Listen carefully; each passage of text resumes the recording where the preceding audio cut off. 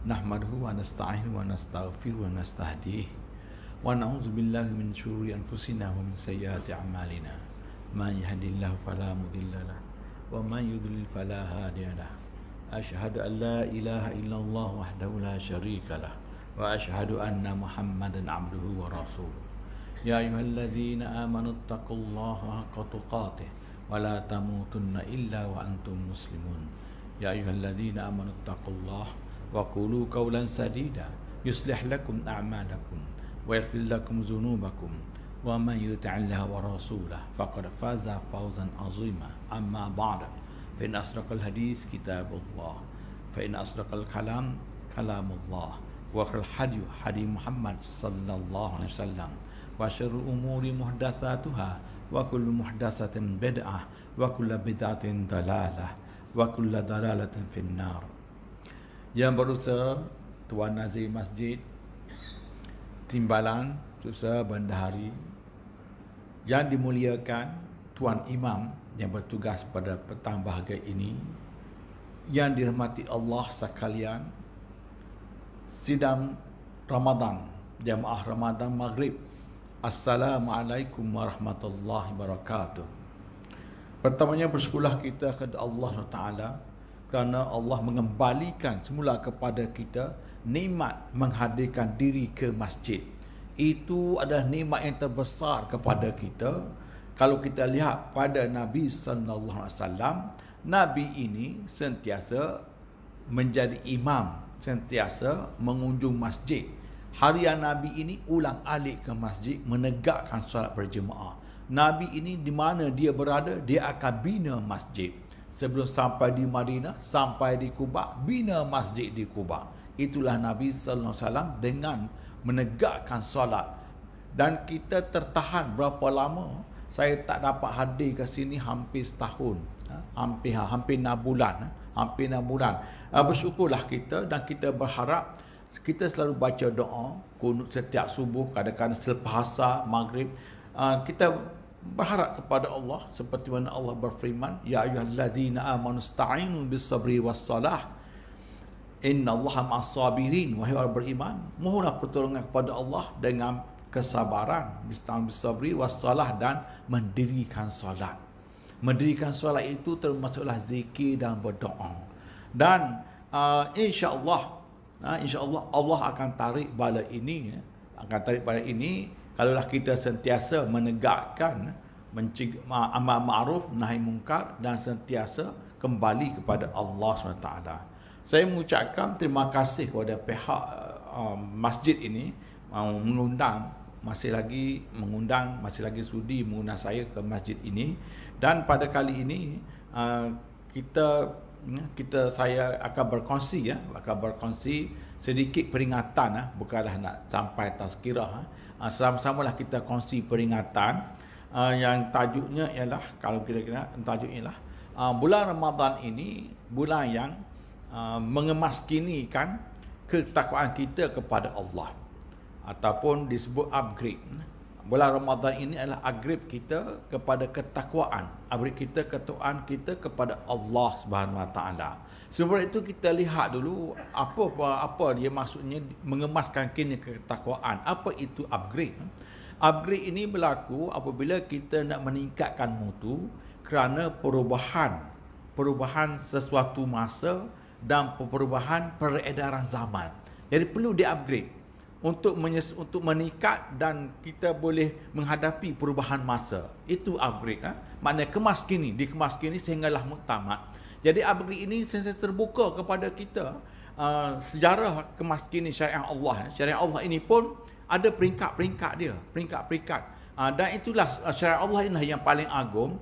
Upgrade Allah ini ialah perutusan Nabi-Nabi dan perutusan Anbiya dan Rasulullah daripada Allah. Mula-mula Nabi pertama Nabi Adam. Pada masa itu boleh kahwin dengan adik-beradik. Boleh kahwin adik-beradik. Disilangnya Qabil disilangkan dengan adik kembarnya kahwin. Boleh. Kerana manusia pada itu yang ada ialah adik-beradik aja yang ada. Jadi daripada Adam itu di-upgrade lagi kepada Nabi Nuh. Dan syariat berbeza. dan di-upgrade syariat Allah itu kepada Nabi Idris, dan seramai dikatakan 313 rasul dan 124,000 nabi. Itu syariat Allah. Sampai akhir sekali, sampai kepada Nabi Muhammad sallallahu alaihi wasallam, habis upgrade. Tak ada lagi kemas kini, tak ada. Muktamad al-yauma akmaltu lakum dinakum wa atamamtu alaikum nikmati wa raditu lakumul Islam madina. Itu maknanya putusan Nabi itu adalah Allah sendiri yang mengatur perundangan syariat itu, dan sampai satu masa perkembangan itu akan tamat. Kenapa akan tamat perundangan itu? Tamat kerana selepas ini kiamat. Selepas ini kiamat, tak ada lagi lah pembaharuan, tidak ada lah kemas kini. Itulah yang tetap. Yang terakhir itu tetap Nabi akhir zaman. Andai kata sebelum Nabi kita, Nabi Isa alaihissalam dan Nabi Musa, perkara utama di hadapan dan kitab Injil itu ialah, Taurat Injil ialah lahirnya Nabi akhir zaman, itu Nabi Muhammad. Pendeta-pendeta Yahudi, dia boleh kenal Nabi kita ini, dia boleh kenal kerana kitab mereka itu yang utama, pembaharuan utama di depan itu ialah Nabi Muhammad sallallahu alaihi wasallam. Yahudi boleh ketahui Nabi ketika Nabi umur 8 tahun, boleh kenal ini Nabi akhir zaman. Bawa baliklah Abu Talib, anak saudara kamu, bawa balik ketika Nabi sedang berniaga di Yaman, sehingga di tempat di mana rahib di situ nama Buhaira. Bawa balik, dia boleh kenal Nabi ketika itu 8 tahun. Ketika Nabi lahir, Yahudi boleh kenal kerana ada tanda muncul bintang di langit. Nabi akhir zaman lahir pada malam ini. Kerana kitab Injil itu terperinci. Itu dia katakan kemas kini ya, sampai Nabi habis, tak ada. Sebab apa? Kiamat. Sebab nak kiamat tak ada lagi lah, habislah. Maknanya Nabi ni kekal sampai kiamat. Nabi pun bersabda, antara aku dan kiamat, Nabi angkat 2 jari. Maknanya hampir sangat. Jadi tak ada lah nak pembaharuan apa lagi, tak ada, dah mutamat. Waradi wa atmamtu alaikum nikmat wa al-yawma akmaltu lakum dinakum wa atmamtu alaikum nikmati. Tamat, habis. Sebab Nabi itu akan Nabi itu sampailah syariat Nabi ini, syariat yang Nabi sampai kiamat, dan turunnya Nabi Isa tetap memakai guna kitab Al-Quran. Kitab Injil tidak, kerana kitab Injil itu telah di-upgradekan oleh Al-Quran dengan muktamadnya. Walaupun Nabi Isa akan turun, kita beriman bahawa Nabi Isa akan turun, dan Nabi Isa memerintah dengan kitab Al-Quran, kerana kitab Al-Quran itu adalah muktamad sehingga kiamat. Begitulah juga contoh tu, itu sebagai contoh sejarah Nabi ya. Begitulah juga dengan puasa ini ya. Puasa ini untuk kita sentiasa mengemas-kini, memperbaharui ketakwaan kita, upgrade. Kerana apa? Kerana perubahan masa, perubahan yang jelas dengan zaman sekarang ini perubahan. Tetapi takwa tetap takwa, tak boleh ubah. Takwa tetap takwa, walaupun dunia sekarang ini dengan penuh dengan kemaksiatan, adakah perlu tetap takwa, ataupun tak ada lagi semuanya orang takwa, tetap takwa. Dan takwa itu adalah sentiasa kita kena kemaskini dan memperbaharui. Lalu diturunkan Ramadan ini, dan kita ini, adakah kita rasa puasa sebelum ini adalah terbaik untuk kita? Sebenarnya kita tak akan merasa puasa terbaik setiap tahun untuk kita, kerana kita akan merasa kekurangan. Dan tahun lepas kita rasa kita dah buat terbaik, tapi tetap ada sedikit sebanyak kekurangan. Datang lagi pada tahun ini, tengok apa yang korang buatlah kita yang terbaik tahun ini, dan dapat buat sepenuhnya, rasa terbaik tahun ini. Tapi bila masuk tahun depan, masih ada kekurangan pada tahun ini. Tak akan sempurna. Sampai bila? Sampai kita mati. Sampai kita mati, barulah kita berpuas hati ya. Soalah kita, ya ayyuhan nafsul mutmainnah irja'i ila rabbiki radiyatan mardiyah fadkhuli fi ibadi wadkhuli jannati. Sehinggalah kita rasa puas hati apa yang kita selalu. Itu ketakwaan. Dan ketakwaan ini adalah pangkat tertinggi kita di sisi Allah. Sekarang kita tak nampak. Sekarang kita tak nampak. Apabila kita wafat, barulah kita tahu kita ni di mana tingginya pangkat kita. Allah ingatkan kepada kita, inna akramakum indallah atqakum. Kemuliaan kamu di sisi Allah ialah takwa kamu. Dan takwa kita ini berbeza-beza. Saya yang bercakap di sini, adakah saya lebih tinggi daripada tuan-tuan yang mendengar? Tidak. Peluang tetap sama rata, 50-50. Saya 50, tuan-tuan 50. Mati barulah kita tahu siapa yang tinggi. Kalaulah pandai bercakap saja, tak buat, tak jadi. Kalau mendengar, dia lebih buat, dia lebih menjadi. Bahkan orang yang pandai bercakap ni ditanya pula, pandai bercakap saja, ditanya pula, mana yang kau buat, kau bercakap. Maknanya ketakwaan itu, sentiasa kita kena tingkat-tingkat sampailah kita mati. Itu maknanya pembaharuan dalam diri itu. Dan perlu.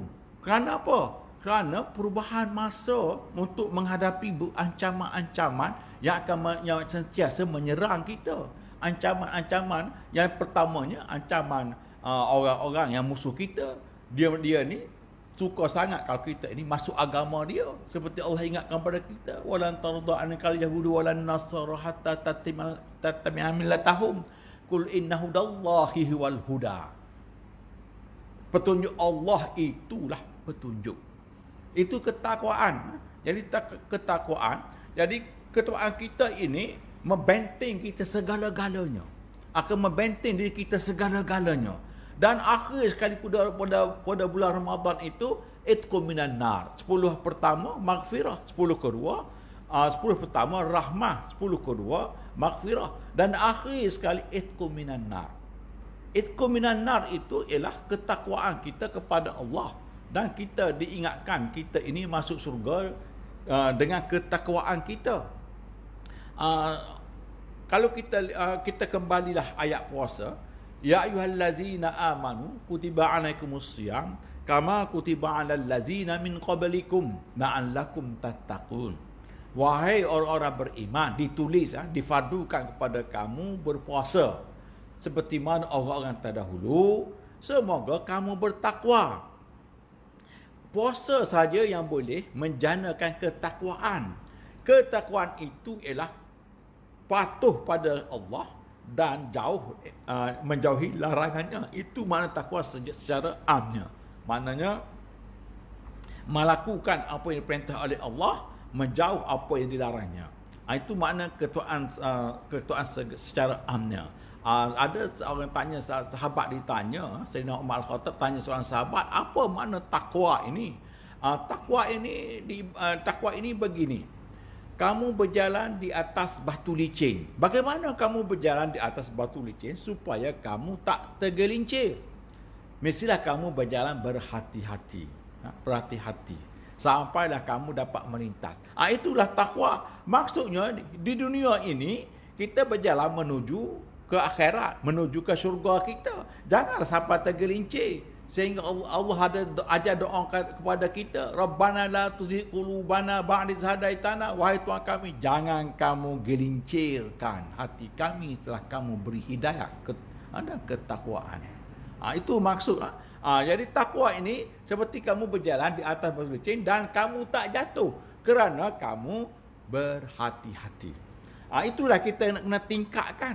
Nak tingkatkan ketakwaan itu. Allah beri kita puasa. Daripada dulu lagi ketakwaan ini dijana dengan puasa. Ketakwaan kita kepada Allah ini dijana dengan puasa. Dan puasa secara amnya, secara bahasanya, menahan diri daripada sesuatu. Menahan diri daripada sesuatu. Menahan diri daripada makan itu termasuk di puasa bulan Ramadan. Menahan diri daripada sesuatu. Seperti Siti Maryam. Siti Maryam. Apabila dia mengandung Nabi Isa AS dengan kuasa Allah tanpa mana-mana sentuhan lelaki, dia berkata, inni saum, inni sungguhnya aku bernazar, inni sungguh aku berazal dan aku berpuasa. Berpuasa itu ialah menahan daripada bercakap dengan sesiapa pun selama beberapa hari. Menahan diri daripada bercakap, maknanya dia berkata aku berpuasa. Berpuasa tidak bercakap dengan sesiapa pun. Kalau orang tanya, tunjuk aja kepada anak kandungannya, iaitu Nabi Isa AS. Nabi Isa akan menjawab. Jadi Nabi Isa baru dilahirkan dah boleh berjawab, dah boleh berkata, inni Rasulullah, aku ini Rasulullah, dipesan kepada aku madum tu, dipesan kepada aku puasa dan solat dan zakat selama mana aku hidup. Itu dia katakan puasa, menahan diri dari sesuatu. Dan kita ni, apabila kita berpuasa, puasa Ramadan, ditambah puasa Ramadan ini menahan daripada makan dan minum, sampai pada terbit fajar, sampai dah terbenam matahari. Jadi bagaimana puasa ini boleh menjanakan ketakwaan? Apabila kita berpuasa Ramadan, dengan sendirinya kita bukan sahaja tahan mata daripada melakukan kemaksiat, kita juga kena tahan nafsu makan. Jadi nafsu makan manusia ini amat tercabar. Ada manusia berpuasa apa? Hari ini aku berpuasa apa? Berpuasa daging. Maknanya dia menahan diri daripada makan daging. Aku berpuasa hari ini, berpuasa apa? Berpuasa ayam. Bermakna dia tahan diri makan ayam. Yang lain boleh. Jangan dua itu aja yang tak boleh. Kerana itu dikatakan puasa. Tapi inilah puasa yang terbaik. Puasa terbaik bagi umat manusia, bukan kita saja. Puasa terbaik iaitu menahan diri daripada makan minum dan dikehendaki seluruh anggota kita ini berpuasa, tahan apa yang dilarang. Tangan yang disuruhnya ialah melakukan kebaikan, iaitu gunakan tangan kamu. Kalaulah kamu ini suka bersedekah, hulurkanlah sedekah. Kalau boleh menulis, tulislah apa yang kamu boleh tulis tentang kebaikan dan sebarkanlah. Sekarang ni nak tulis, nak sebar cukup mudah. WhatsApp ada, Telegram ada, macam-macam lagi ada, dengan TikTok, dengan apa macam tik-tik, macam tok-tok ada sekarang ni. Itu apa yang diperintah. Maknanya itu dikatakan. Tapi ingat, tangan itu naklah berpuasa daripada tangan itu nak berpuasa. Dan begitu juga hati hendaklah berpuasa. Jangan terasa ingin nak buat perkara yang dilarang. Mulut dilarang berkata-kata bulan puasa. Kalau orang nak kata apa kepada kamu, cakaplah inni shaim, sesungguhnya aku berpuasa. Mulut pun kalau nak puasa yang baik, maknanya kalau nak takwa yang baik, dan bulan puasa ini mulut tak bercakap banyak, takut berlaku kesalahan. Mulut ada orang Nabi sabda diingatkan kepada kita, ada orang berpuasa, dia berpuasa hanya dapat letih sahaja, letih tak dapat apa-apa. Ialah orang puasa ni letih, itu aja dia rasa, pahala langsung tak ada. Kenapa? Kerana dia suka mengumpat. Daripada bercakap, baik kau diam. Itu dia katakan puasa. Bukan setakat daripada tahan makan minum, semua. Akal kita tahan daripada fikir perkara-perkara yang tak baik. Tahan.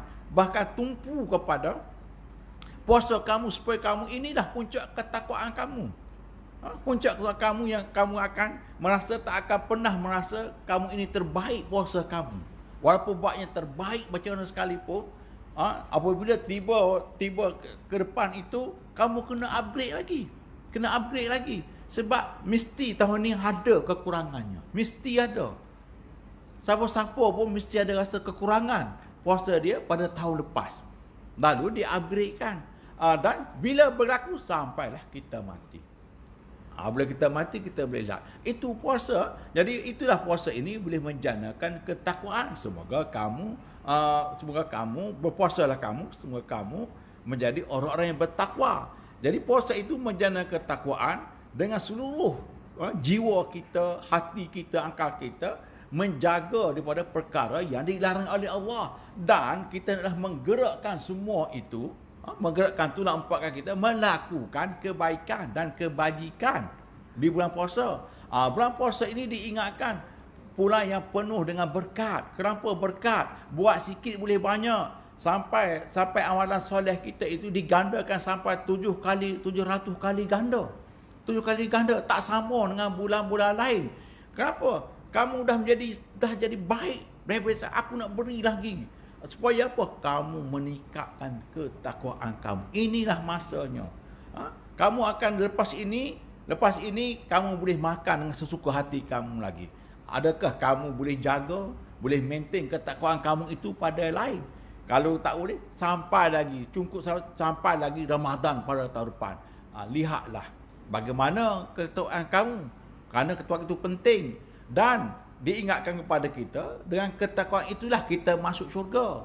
Betul lah juga kalau orang kata masuk syurga dengan rahmat Allah. Tapi kita datang dengan takwa. Allah pun terima dengan rahmatnya. Sebab tu orang kata masuk syurga dengan rahmat Allah. Betul. Tetapi kita datang dengan ketakwaan kita. Kalau tak ada takwa, tak ada rahmat tuan-tuan. Seperti orang kafir lah. Orang kafir maghdub. Saya selalu diingatkan. Orang kafir ni maghdub. Dapat ke rahmat? Di akhirat tak dapat. Tak dapat rahmat. Siapa yang dapat rahmat? Orang takwa. Kita nak masuk syurga ini adakah cukup dengan amalan kita? Kalau kita nak kira, tak cukup dengan amalan kita. Sebab syurga itu terlalu besar ganjarannya. Seperti kalau kita nak ibaratkan, kita ini bekerja, buatnya sikit sahaja, tapi ketua kita bagi ganjaran tidak sepatutnya dengan apa yang kita lakukan. Sebab sikit sahaja kita buat, tapi diberi tak nasabah langsung dengan apa yang kita buat. Sebab tuan kita itu terlalu kaya. Pengarah kita itu terlalu kaya. Apatah lagi kita dengan Allah. Dengan Allah Subhanahu Taala. Jadi bulan puasa ini disebut juga bulan amalan apa semua, tapi yang pentingnya kesemuanya itu menjuruskan kepada ketakwaan kepada Allah. Dan takwa itu sentiasa hendaklah dipertingkatkan. Dengan tingkatnya takwa ini kita akan tetap pada Allah. Kita tak akan bergoyang lagi, insya-Allah. Insya-Allah itu janji Allah. Ya ayyuhallazina amanu in tansurullah yansurukum wa tsabbit aqdamakum. Wahai orang beriman, jika kamu tolong Allah, Allah akan tolong kamu. Maknanya kalaulah kita ikhlas kepada Allah, apa yang kita buat itu untuk meningkat ketakwaan kepada Allah, Allah akan tolong kita dan tetap kita ke atas takwa kita, supaya kita tidak lagi terseleweng. Itulah takwa bulan puasa ini menjana ketakwaan. Jadi bagaimana kita nak meningkatkan ketakwaan kita kepada Allah? Apa panduannya? Apa panduan kita? Apa jalannya untuk kita meningkatkan ketakwaan ini? Sebagai apabila kita berpuasa Ramadan ini, kita lihatlah kepada Nabi sallallahu alaihi wasallam. Takkan lagi. Itulah sebaik-baik. Laqad kana lakum fi Rasulillah uswatun hasanah. Nak ke mana kita ini? Itulah tempatnya. Tidak ada lagi yang baik daripada Nabi sallallahu alaihi wasallam. Kalau kita lihat dulu, sebelum kita lihat kepada Nabi, kita lihat ulama empat mazhab sendiri pun, Hanafi, Imam Syafi'i. Masuk bulan Ramadan, apa yang mereka buat? Masuk bulan Ramadan, tutup kitab. Apa? Baca Quran. Tutup kitab di situ bukanlah tutup kitab. Maksudnya, tutup kitab itu tidak aktif. Tidaklah seperti hari-hari lain dia ini mengajar ataupun mengarang ataupun menulis. Berhenti seketika. Kenapa? Untuk beri tumpuan kepada Al-Quran. Itu sebenarnya ketakwaan. Ketakwaan ini sebenarnya ialah dengan Al-Quran. Ketakwaan itu dengan Al-Quran sebenarnya. Dan pada bulan Ramadan itu diutuskan Al-Quran. Syahrul Ramadan allazi unzila fihi al-Quran hudan lin-nasi wa bayyinatin minal huda wal furqan. Al-Quran itu di bulan Ramadan ini diuturkan Al-Quran dan menjadi petunjuk kepada manusia untuk membezakan antara yang benar dan furqan, yang batil. Maknanya petunjuk itu, dengan petunjuk itulah kita menambah ketakwaan. Kita lihat kepada Nabi sendiri, Nabi sallallahu alaihi wasallam masuk bulan Ramadan, Nabi bertadarus dengan Jibril setiap malam. Dikatakan setiap malam baca. Kadang-kadang diingat kepada kita, Jibril kata, janganlah kau cepat baca, biarlah aku baca dulu, kamu ikut. Itu kadang-kadang ditegur. Ialah kerana apa? Ialah mukjizat Nabi. Dalam surah Al-Qiyamah tu ada disebut, biarlah aku baca dulu, kamu pun ikut. Maknanya begitu sekali Nabi dengan Jibril baca dan disusun Al-Quran itu dan diletakkan mana surah ini, ayat ke surah ini surah ke berapa, walaupun turunnya kali pertama. Kalau kita lihat Al-Quran, wahyu pertama Iqra, tetapi surah pertama dari Al-Quran ialah Al-Fatihah. Karena terjadi demikian kerana disusun pada bulan Ramadan tu antara Nabi dan Jibril alaihi salam. Dan Nabi bulan Ramadan Al-Quran. Jadi itulah ketakwaan yang sebenarnya, ketakwaan dalam bulan Ramadan ini untuk meningkatkan baca dan tadabbur Al-Quran pagi dan petang. Dan Nabi sendiri Nabi sendiri bertadarus dengan Jibril sehingga sempurna seperti kita terima pada hari ini dengan susunan 114 surah dan ayatnya lebih kurang 6,000 lebih dan ulama mengatur surah-surah Makkiyah dan Madaniyah.